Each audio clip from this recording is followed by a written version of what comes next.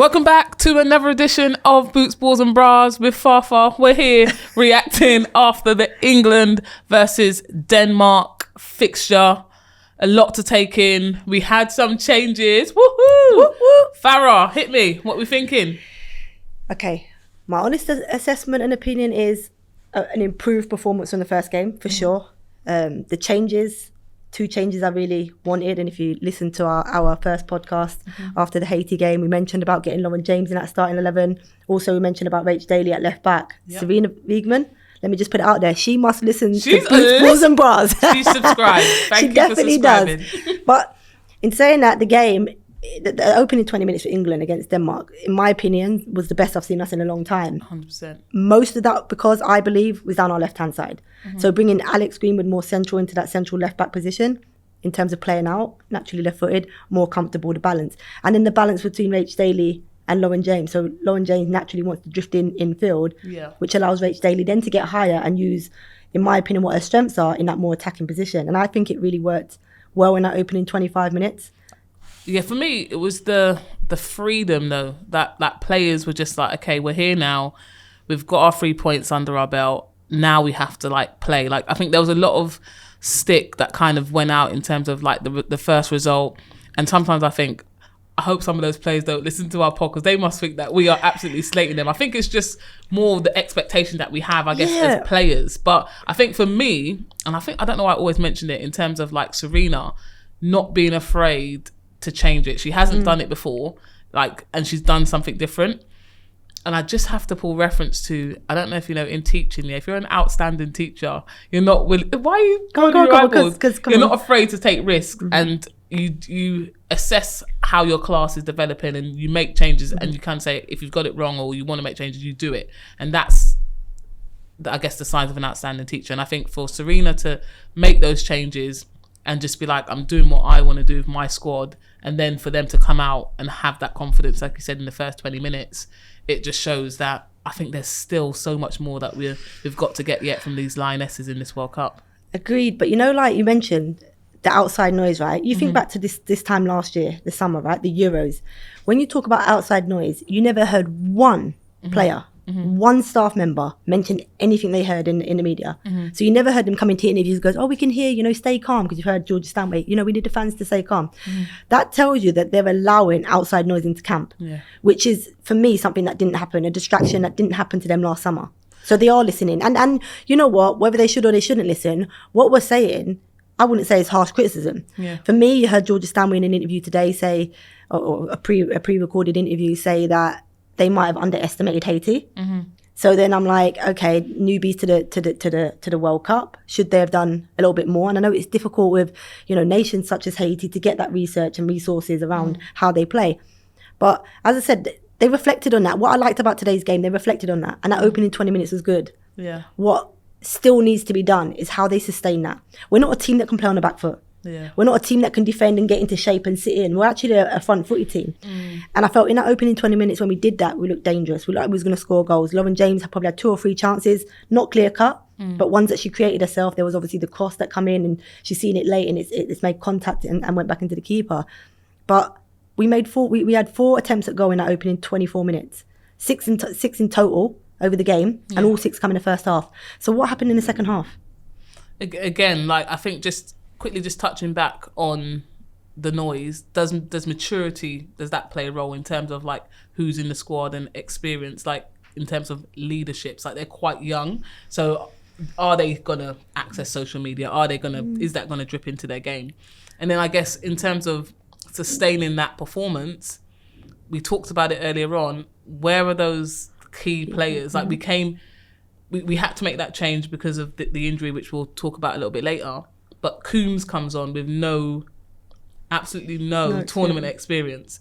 So again, the first thing that comes to mind is, what is Jordan Nobbs' role in that squad? Because she's been in and around playing, even if she hasn't played much tournament football, she has that experience. She's had a good season. We know that she can do it. What does that structure look like? So for me, again, what is the starting 11? We still don't know who our starting 11 is. And I think to be in a tournament now, not preparing, not playing friendly fixtures where we're in it now. Like, we have to have players who are going to take it by the scruff of the neck and deliver. Yeah. But you know what, Earth, right? I keep comparing the two tournaments, right? Because last summer, every noise outside of the camp was positive noise, right? So they would have been reading that. So whether they say they didn't let anything creep in or they didn't, there was no negative noise last summer around the Lionesses. Yeah. There's been negative noise. And I think as a player, when you're playing and underperforming, which I think some of these players are, maybe it's a little bit fatigued after a long season, coming off the back of a Euro straight into a league, right? So I'll give them that. They might be a little bit fatigued with that. But they know they're not performing. Yeah. So they will be reading these negative comments and that will have a negative effect on them. And that's what I think the difference is. As for Jordan Nobbs, I actually think that, I remember when we picked the squad, the 23, and I said, I don't think Sarina will pick Jordan Nobbs. I said, because I don't think it's her type of player. Yeah. And when we got closer to picking it, I was like, okay, based on the injuries, Jordan will go as a squad player. She won't be used. Yeah. I don't know whether Sarina sees her as a midfielder in those more advanced positions, because I don't think she thinks she's disciplined enough to sit in front of the back line. We also saw today, though, when Coombsy came on, she wasn't disciplined. In that 10-minute period when, before the half where Keira got injured, there was, there were moments in the game where we had three midfielders high, no one sitting in that deeper position. And if you noticed at half time, after they come out from the half, we end up seeing Georgia Stanway sitting in front of the back four. Yeah. For me, again, somebody that's not disciplined enough to do that role. We've seen her do it for Wolfsburg this season. She did it against Arsenal in the Champions League. Does she have the qualities to sit there? Absolutely not. Yeah. So we have to adapt our play moving forward. And for me, if we want any security against the better teams, there has to be two sitters now. So I believe, I guess just from watching Jordan over the years, you could give her that role and she does it. I don't think so anymore. You don't think so? Not anymore. The best replacement would have been Lucy Staniforth. Why Lucy Staniforth is not in that squad is beyond me. She's the only other player that can play a similar role. She's done it at Aston Villa, and we saw from Christmas to the end of the season. Actually done it really well. I was surprised she didn't get the nod. Really surprised she didn't get the nod. Because she is somebody that is comfortable in possession. Yeah. Can't do Keira's job. Look, Keira does that role, a role of two people, she does as one.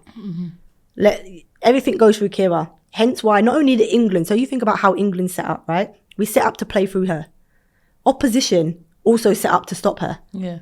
The second half today, literally, without Keira in there, they were able to release their 10 to get closer to Harder up top and put pressure on our centre halves. Millie Bright and Alex Greenwood couldn't get out of the back line in the second half. So is that a selection issue then, in terms of we're comparing in terms of where Lucy is and actually her like-for-like role where Stanway is, and thinking actually, obviously Stanway gets the nod in terms of that position, and then we look at the rest around the squad when actually she's never ever going to be that. But she's as close to it, and in terms of the replacement, and if we need something different, she has to be involved.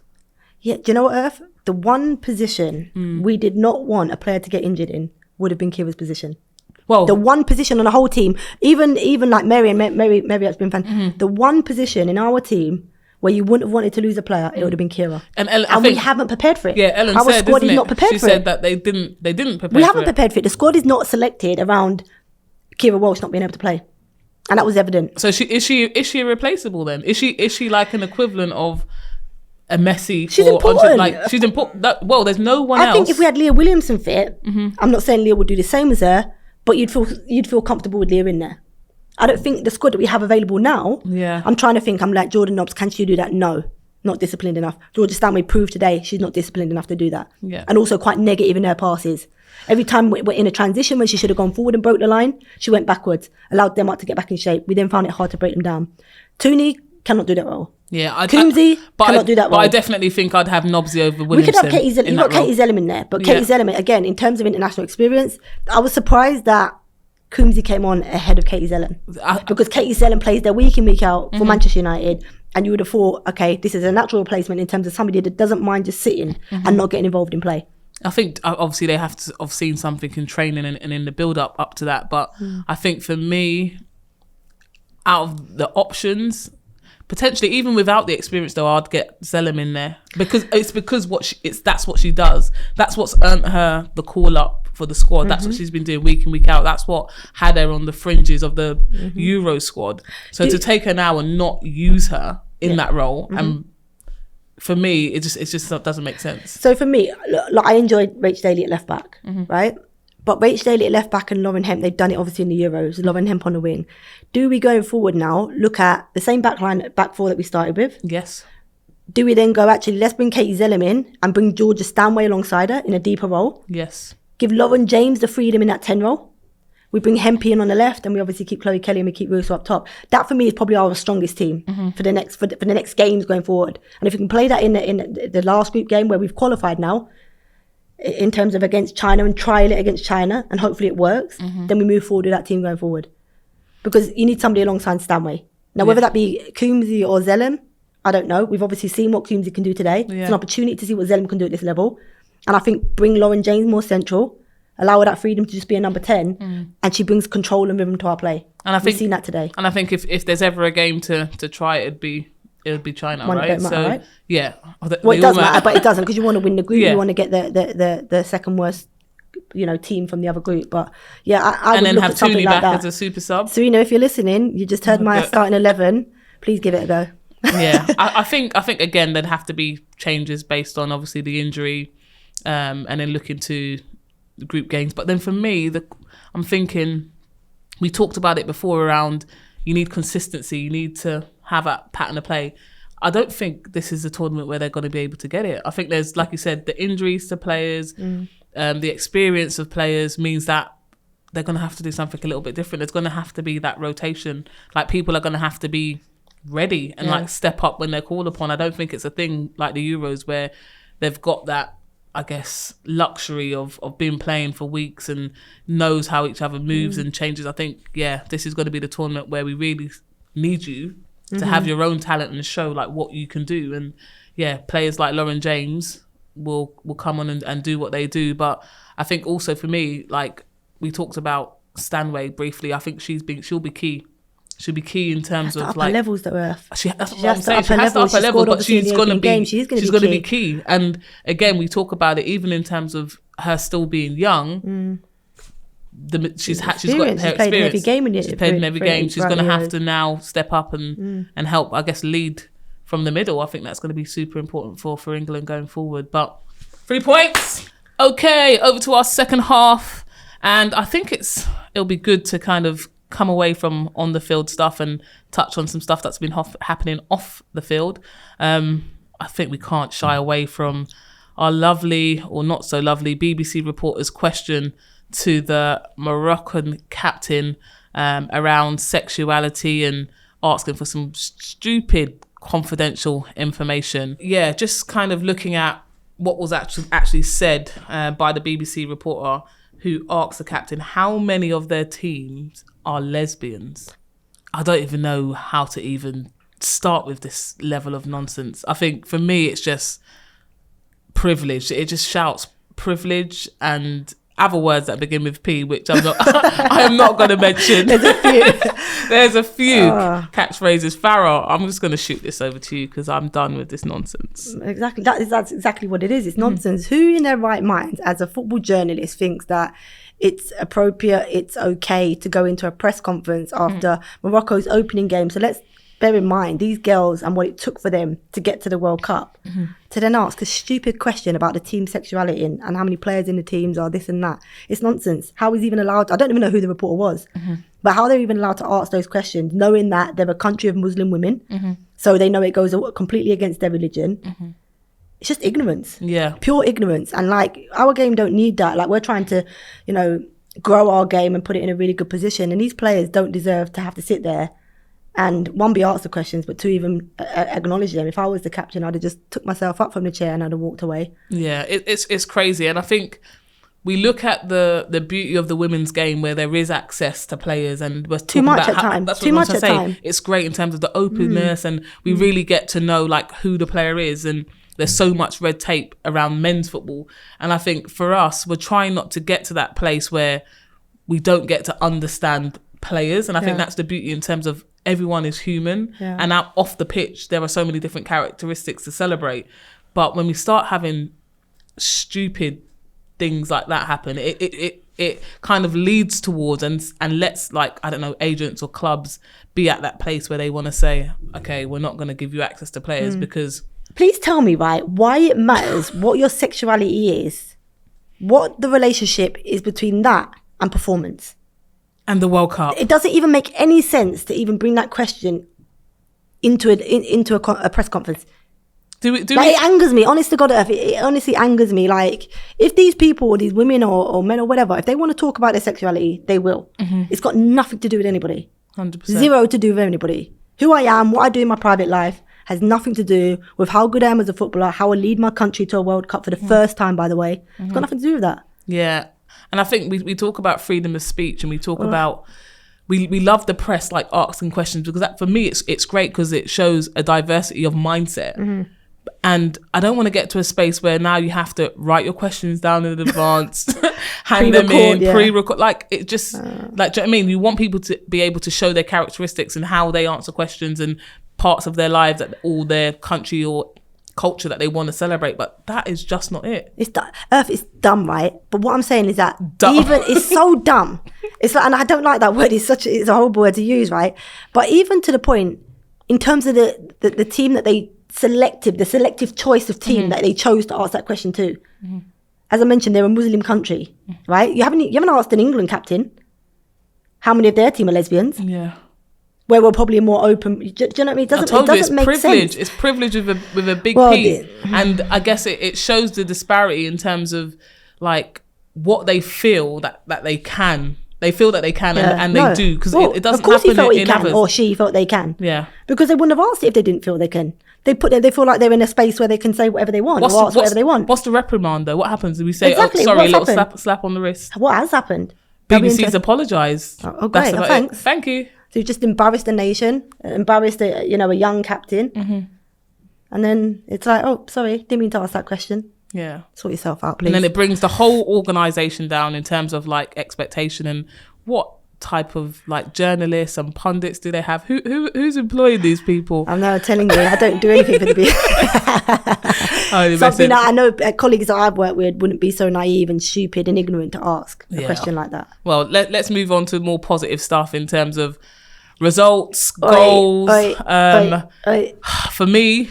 You know, I said that Nigeria was going to be Australia. You know that I said that. Before we do that, obviously we was raving and was giving praise to the two host nations winning their first game. Second game, both of them were dreadful. They were both dreadful. Was it too much? Was it just? I don't know if that exhausted them. That first opening 90 minutes, the adrenaline, the crowd, the expectation, the nerves, because they all both performed well. I think New Zealand were better in their opening game than Australia was. Australia got the result, but the second game, I mean. What a shock result for New Zealand losing to, help me out here, Philippines. I know. They lost to the Philippines. That is the biggest shock in World Cup 2023. Then you go to Nigeria, and I just felt like Australia, obviously they've got Sam Kerr, their biggest star. Australia don't seem to be able to know a different way of playing without Sam Kerr in their team. And it's been evident in both of those games. They obviously got the opening goal, a penalty, Catley, in the opening game. But apart from that, they didn't really create anything. They forced a lot of their opening game play. And against the Irish, who physically, at times out-muscled the Australians. 100%. And then you look at Nigeria, Australia, and they did the same thing. They were physically much, much better than Australia. And Australia couldn't cope with the demands. Tony Payne. I haven't seen her before this tournament. She come on as a substitute in Nigeria's opening game. She absolutely dominated the whole game against Australia. So she's certainly one that I would like to see in a WSL at some point. Unbelievable. I think that the African nations, the Caribbean nations have definitely given themselves a good account. And it's something that I've always known, like, in terms of, like, the untapped, like, talent. Like, even we look at Bamba for Zimbabwe. Like, she comes to the WSL, she's terrorizing defenders 100%. So for me, the great thing out of it is there's so many new players, and I know teams up across the world are going to be looking and, like, already there, mate. These scouts are already out there. Like, these WSL clubs, especially the top ones, they'll be out in Australia already. Yeah, doing the groundwork for 2020. Emma Hayes has got some people out there for 2025. You already know she's that. already doing her recruitment for sure.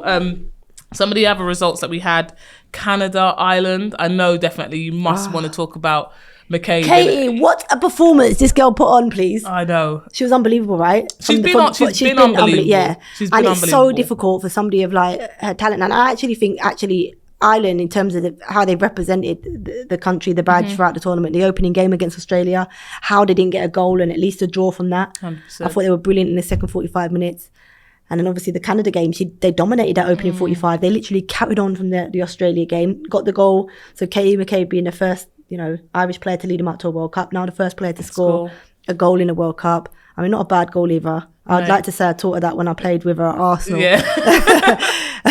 It was a great goal. And then, it was horrible, the defeat that they had, because actually over the 90 minutes, I don't think they were the worst of the two teams. Yeah, definitely. I think when I saw the goal, you came to mind. When me and Farah was younger, we used to literally try and score from corners, right? Like I'd score from a corner, Farah would then go and score from a corner. Bounce, straight in. No bounce, and be like, just setting ourselves challenges. So to do it on the world stage, Keira McCabe, take a bow. And I just think she just leads of like excellence of everything, like from her kit tucked in and smart. To like the way she plays. Like I promise you, like she is, I guess, the superstar, super like example of what leadership is. Like she never gives up. Even if she has to drag her teammates through, like you said, obviously it's their first World Cup, but it's definitely, I don't think, going to be their last. No. And just up, not just in Ireland, they would have inspired so many sort of young girls and boys, I think, to play football. We looked at the impact of Elisa Risso's goal with the back heel, and girls and boys were doing that. I think the people are going to be trapped in corners, right? Scoring from corners. Literally, I think Keira McCabe's going to get a few players in trouble because managers are going to be going mad trying to score from corners. Trying to do a set piece routine, and all of a sudden they're whipping it in from the corner. Whipping it in, trying to score a corner. Trying to do a Keira McCabe, Absolutely amazing. A couple other results. Portugal 2, Vietnam 0, USA 1, Holland 1. You were doing the comms on that, right? Don't know how I kept my eyes open. I had matchsticks like this. Good job it was only comms and I had my pajamas on whilst I was doing it. How was the anything stand out for you out of that Sophia Smith, man. I know we spoke about her before the tournament. Jesus Christ. I thought she was unbelievable. Her balance with the ball, left and right foot, the way she carries it. Not your natural, or, like when you think about American players and what they bring, you think of athleticism, right? Aggression and whatever. Nah, she's the complete opposite. It's like they've poached her from somewhere else, like Brazil or one of them South American teams, because she's unbelievable. I thought she had a really good game. Van der Donk for the Netherlands, mate. How many duels she come up? Her and Huran, when they had a go at each other. Yeah. She ends up. Did you see the thing on her head? She ended up getting a head collision, and she had a swimming hat. I'm like, I had to text her after the game. I was like, "You going swimming?" I was literally like, "Why she got a swimming cap on?" And I was like, literally, I was like, "Why is she trying to protect her hair?" Because I was thinking, was she doing recovery? I was trying to work it out, because normally it's only black players, if they're going in water, they put that swimming cap on. And I was like, why has she got that on? But they were good, the Netherlands. I've liked the Netherlands. I've done both of their games, and this new manager, in terms of the way they set them up, they only have one out and out defender that's starting their 11, and that's Van der Grant, and she got injured in the game before the half. So they're going to put a keeper on. So so they literally, all of the, even like the two outside, they play with a back three and a 5 and a 2. So even the outside of the three, they're both naturally centre mids. Yeah, Jensen and Spitzer. So, mate, they put that. When you talk about, I'm going to field my best 11. They do that. I told you they're my undercover team. And no one ain't speaking about them. I told you they had an injury to Berenstein as well. They're going to feel disrespected. Like I told you, they're just going to go about their business. Look good, man. and just do their thing. I had my Holland shirt on. You had the Holland shirt on, of course. So Netherlands definitely coming through. Just looking forward to the next round of games. I think there's going to be more goals. Canada, Australia. One of them are going out if Nigeria beat or draw with Ireland. When? Yeah, if Nigeria obviously drew the opening game against Canada, they beat Australia, now a point or more against Ireland, and they're through. Has there been a shock game of the round for you? Like what game's been like the shock where you're like, oh my gosh? Just the Philippines beating New Zealand. Yeah. And it's great for them. Oh, brilliant. As well. Like, brilliant. I don't know if you saw some of the scenes on social media, but literally shopping centres, they would like doing screenings, and they would it looked like Wembley Box Park, I promise you. Like they were going wild, which was always nice to see. And like for me, like yes, it's about the results, yes, it's about the best in the world and watching women's football on a world stage, but the impact that it then has outside of that, and even if it's highlighting to other nations that we need to do more from a sort of national governing body point of view, I think this World Cup's already done that, so 100%. We're definitely ticking some boxes. 100%. Okay, we've had some fan questions in. First fan question is around the injury to Keira Walsh. Will that now change the formation? Is there someone new that we need to put in that come from _nat.s_? This is gutting, man. I hope it's not a serious injury. I think, as I said, coming into this tournament, I highlighted Keira as one of the key players in this Lioness team. And I think the season she had at Barcelona, she's gone from a player that excited us at Manchester City to a player that's gone to a new level at Barcelona. And she brought that into this game. I don't know we haven't got a like-for-like replacement. There's no point, trying to look at our squad and go, actually, we can bring so-and-so in for Keira and it'll all look the same. It ain't going to look the same. This Lioness team now, going forward, it ain't going to look the same as what we've seen before. Yeah. Because we've played, much of Sarina's players gone through Keira. And whether that mean affecting the opposition in terms of them having to man mark her out of the game or double up on her, whatever it might be, which makes another player available, or whether when she's been available and free and unmarked, how she dictates from those deeper areas, we ain't got a player to replace her. So we have to adapt our play. We have to adapt personnel. I think moving forward, we have to play with two holders. I think that's the only way we can replace some of the stuff that Keira does. Well, I guess that leads on nicely to the question from Gazelle EDC, and it says, for the last game, will Sarina rotate the team due to injuries? I think personally they'd want to have some stability in terms of playing the same team, but like I said, I think there has to be changes. I think she's going to have to change it up. I'm not too sure. Would you keep it the same? I'd keep much of it the same, Earth. I think you have to. I think you have to now just get that momentum going. But do you try and see, because obviously there's players who haven't had experience. Do you try and see this game? Because this is the game where the only real chance you're going to have to test things again before it now gets serious. Yeah. If you don't do it now, those players that you're not too sure because they haven't had experience or something else, you're not going to have a chance to see it then. This is the only time you're now going to have the chance. And I think going forward after that, but that's is it where risky you start in terms of we don't concede at the minute, so we've been lucky we haven't conceded in 2 games, right? Is it risky in rotating that, and then you know what happens in big rotations, players haven't played together, too many changes can really distract the team, and when we're trying to get momentum and we're low in confidence, so we are still playing in those moments. We have good periods, we have average periods. We ain't scoring many goals. The first from open play in the last, I think it was 5 hours and 30 whatever minutes came today in today's game. So I think it's risky making lots of changes.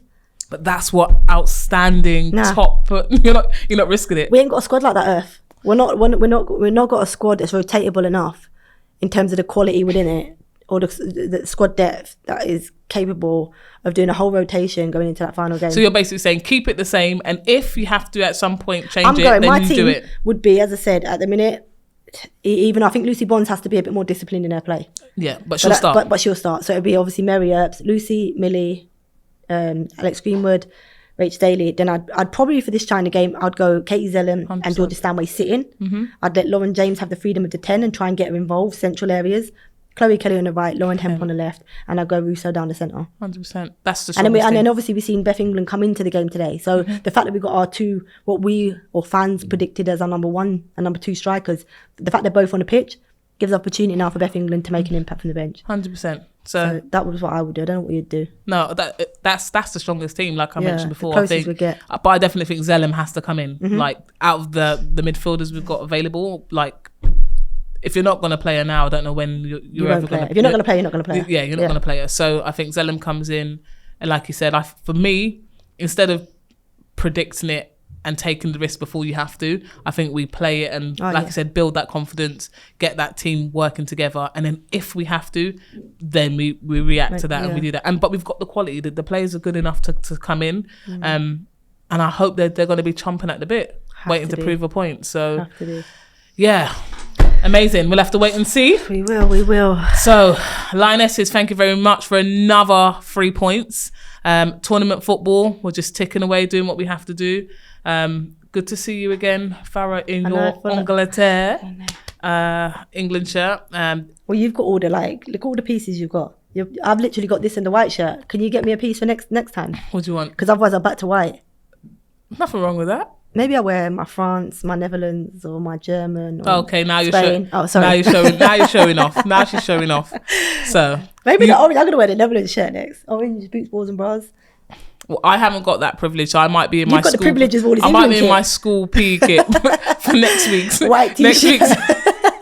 that polo with the top button done up. I'll be there next week. Don't kill me. Okay, thank you for listening. This has been another World Cup edition of Boots, Balls and Bras. I've been Eartha Pond, hydrated by M&S. This has been Farrah Williams, filled up by M&S. Eat well, fruit and nuts. See you next time. week. Ciao.